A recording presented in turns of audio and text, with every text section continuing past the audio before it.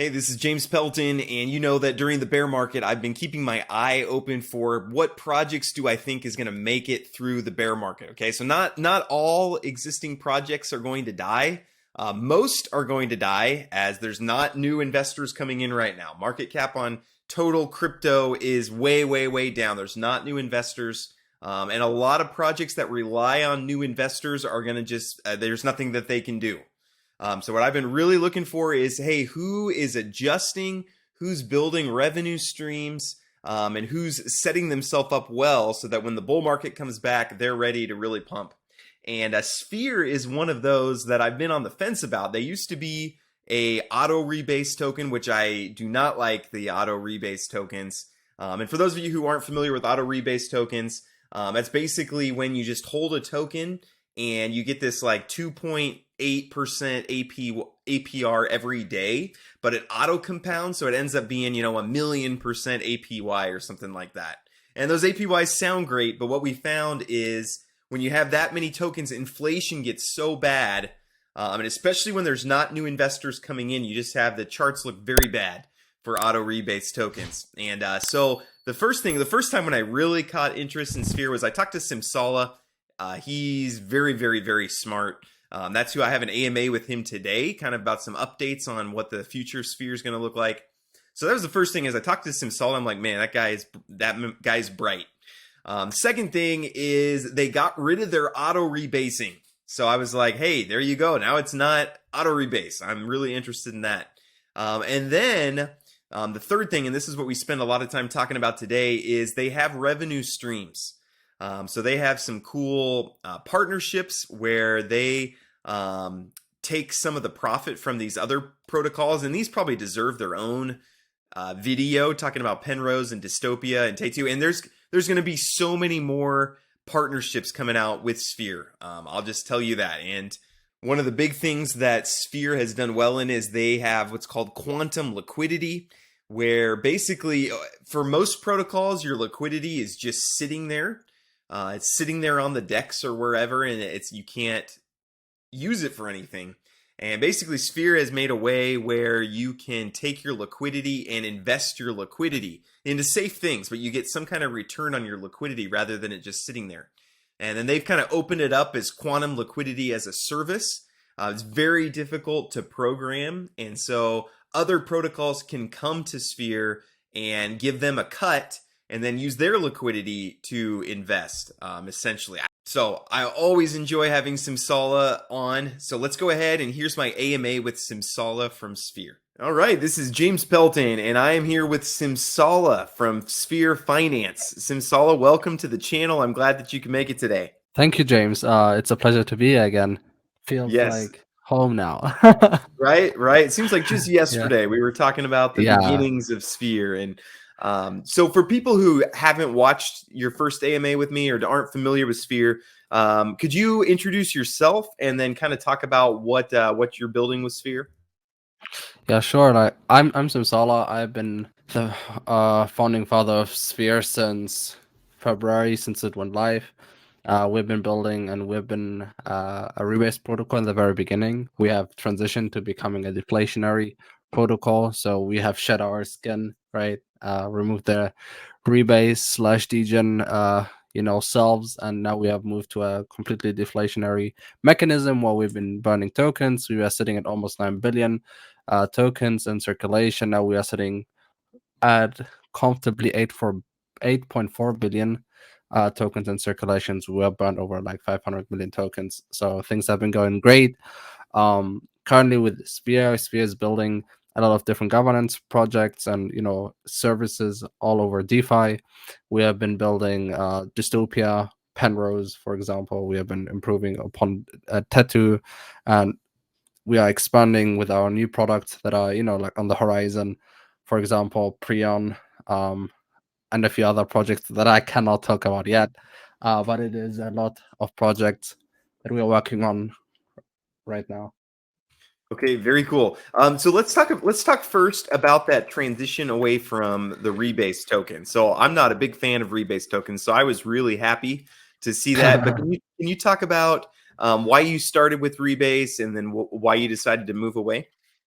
Totally. At the very beginning, when we were a rebase token, it was a very good way to market the product, seeing the tokens going up. But we were since the very beginning, we have been very transparent that we don't want to be a rebase token for too long. It was even on our website. It was how do we call it, a bootstrapping phase where we've been distributing a lot of Sphere tokens because the next goal coming further down the road was to take now their circulating supply that has been printed thanks to the rebases and start sucking that up back into the protocol by creating revenue streams like Dystopia and Penrose, and take the profits that we make to buy back the Sphere token and burn them essentially. And that's why we started as a rebase protocol to make the circulating supply grow. And now we are like, okay, now the treasury is building all these different protocols. The profits that we make are then used to actually buy back the Sphere tokens that we have emitted out, and then force the price of Sphere to go up essentially. Okay, very cool. And then could you talk about, so when you go to your website, the first thing that you see, I'll share my screen here, is that the Yes, sir. S&P 500 of crypto. Yeah. Could you talk a little bit about what you mean by that? Yeah, for sure. With the Sphere, we're currently what we are building is a protocol that has a lot of different little satellite projects. Essentially, like if you scroll down on the very bottom, you can see that we are building, like, these are products that are within the Sphere ecosystem. We also hold a few other governance tokens where we're earning profits from, and essentially what we are doing is build all these different protocols, have all these different tokens, all these different governance protocols where we have a saying.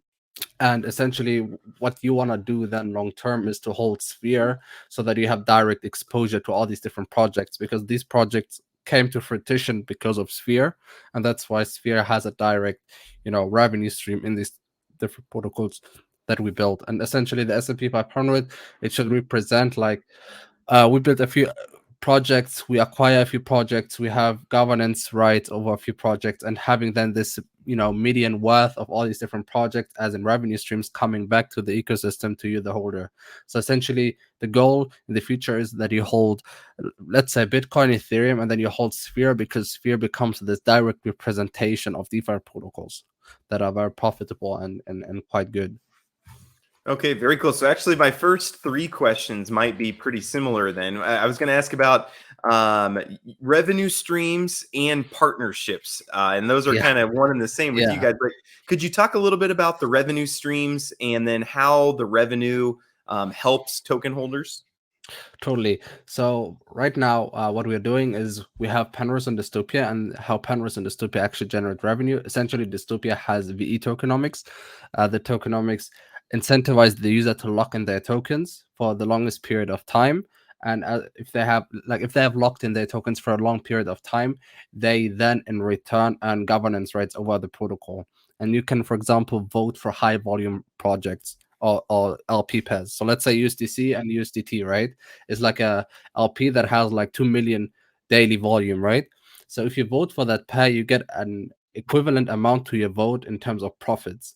So what happens here is Dystopia has this tokenomics, the tokenomics where you lock in for 4 years, but a lot of users don't want to lock in for 4 years. So how can we actually appeal also to this, community? So essentially, we have also built Penrose that is on top of Dystopia, and Penrose effectively locks in for 4 years. And because it always locks in itself for 4 years, it always gets the highest voting rights over Dystopia. And because then smaller projects like Oraclam, like Vesk, like Sphere have a stake in Penrose so that they can vote on their pairs on Dystopia as a proxy. And because we have built Penrose, we always earn, equivalently to our share, of course, Pen and Dist tokens. So you can see here, for example, you can see that we earn like 43 pen, 10 dist, 50 pen, 12 dist, 147 pen. And these are like little chunks that our treasury earns the entire time, right? Like we keep earning all these tokens into our treasury. And because we earn these tokens, we can lock them back into the system and have like this positive flywheel effect with Penrose and Dystopia, where we then vote for these pairs that are like high volume. And because we vote for the high volume pairs, we also get, dividends back. So that's how it rolls. So, we have active revenue streams working already for us and how we already earn uh, money from that. On top of that, we also have our treasury. We use our treasury and deposit a lot of our yields into different protocols around Polygon, and with that, we always earn profits. We deposited 3.9 million into Mesh Swap. We have our $400,000 LP. Then we have like 456,000 in USDT on Dodo. Then $950,000 in Dodo, earning 7% APR each. Then we have like APY, sorry, and then we have like 1.27 million in Mesh Swap, earning 5%, 150,000 give or take on Mesh Swap. Then we have like 1 million Mai in Arrakis, earning us 10%. Then we have 170,000 on Arrakis on USDC and stuff like that, where we always have like an entire team that is working on searching for the highest yields. On Polygon, for instance, audits the contracts of these different protocols, where we then deposit our liquidity, and we move our treasury around to earn high profits and take these profits, to build our treasury, to quantify our treasury, to compound it for the bull market. And then our big plan is, once we have built all these different revenue streams, that we then directly buy Sphere and burn it. Okay, very cool. And have you seen these partnerships so far help the price, or are we still kind of waiting for them to kind of build up before that revenue, is They help the price?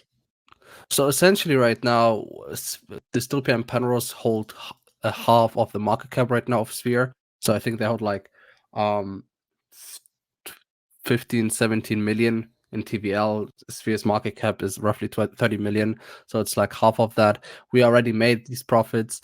What we're doing right now is we compound these current the market conditions. We don't know if the market goes even worse. So we are very conservative.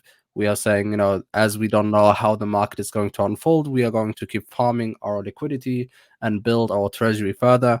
And when we know, okay, the market finally had this relief or it's starting to rally up, we want to pair that with then the buybacks to actually, exponentially grow the price. Right now, the liquidity pool is, I think, at $400,000 or $500,000, and our treasury is over 10 million. So our liquidity is, back 20 times over.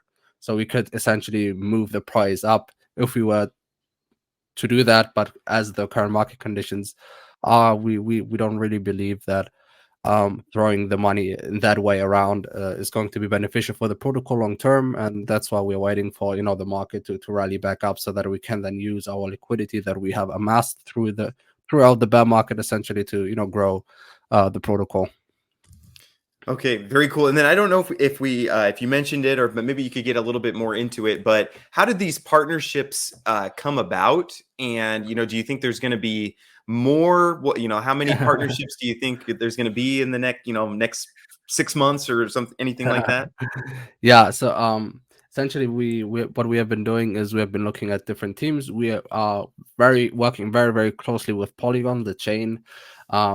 So for example, the partnership with Tattoo came through Polygon as a middleman, right? Like they said, we wanted to build Sphere had like a smaller vision back then, that we also wanted to build a liquid market within Sphere, but Tattoo has been building that, and we have been then, we're worked with Tattoo thanks to Polygon, saying, hey, instead of you both building, different liquid markets and saturate the market, why don't you, essentially Sphere overtake a big chunk of Tattoo and support it financially to grow, since it had all the technology ready. And we could, become the single biggest holder of Tattoo, which we de facto are now, and have this liquid market then work for us, and essentially have Tattoo build different products with its own team, instead of the Sphere team building that, and spread the team capacities thin. Now Tattoo since then has built crazy stuff, like they have built a cross-chain liquid wrapper token, essentially, and that is like a mouthful. Say that 3 times. And how that works is, for example, a lot of people don't use Ethereum, right? So they cannot participate in a few products like protocols like Balancer, right? They have VeBal on Ethereum, and for you to vote and stuff like that costs gas. So what they did is they build essentially a mirror on Polygon, so that users can vote through Polygon on Ethereum. So very cool and innovative stuff with the Tattoo team. Then the Dystopia team also has been around for some time. We've been working with them together. They have been building Dystopia with me.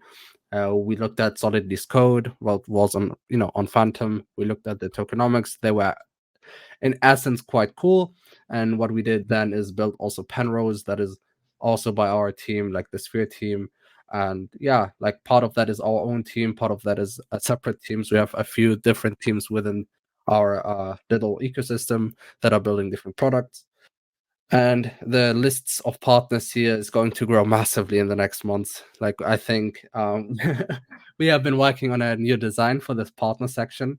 To be fair, where you have like, let's say Penrose Dystopia Tattoo, then a few other projects. But because we didn't want to oversaturate our landing page, we plan to add a sub page for our partners then in the future, because like we plan to launch on Binance, on Avalanche, on Chronos, on Aurora, on Phantom, on Arbitrum, on Meter.io, on Neon, that is going to be the EVM compatible Solana chain, Swapdex.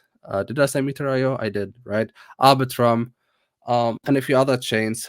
We are in talks with to bring our utility items to their chains. And so far, we have had very positive feedback from all these different chains. And yeah, essentially, the partners list with our product is going to be massively Okay, and then expanded in the future. can you talk about what Sphere offers to these partners? You maybe talk a little bit about the quantum liquidity. I know that's kind of, is that the main thing that you guys are offering, or what does Sphere bring to the table with these? Sphere is bringing to the table the liquidity as a service. So what we are building is the infrastructure for DEX for a chain to operate smoothly. Essentially, we want to build a hyper capital efficient way for users to use the DEX. The chain, sorry, because I keep saying DEX because of Dystopia, because I want to talk about Dystopia. And essentially, we have something like Curve and Convex on Ethereum, but these are like layers on top of each other, but they are not in conjunction with each other. Like they don't rely in each other in that sense directly. And what we want to do is we want to build different products that help each other. And because we build these products, we can then like dictate how these products are going to be working together. So since we hold a big chunk of Penrose and Dystopia, we can make decisions on Penrose and Dystopia that helps Penrose and Dystopia's longevity. So let's say we have Prion, right? That is coming. It's going to be a stable coin. The name is going to be, decided by the Spherians.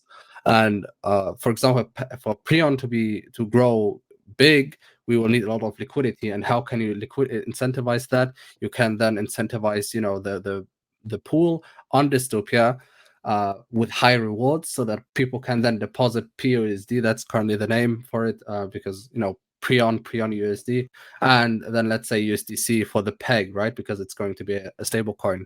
And because we also build Dystopia and Penrose, we can then incentivize, like I said, Prion USD's LPs on Dystopia to maintain the peg, and on other chains the same thing. So we are building an entire ecosystem and different utility items that work together very well, and that is going to be like the next wave of DeFi, right? Instead of building all these different products that then try to have this connection to each other, we build these products that rely on each other like an onion, right?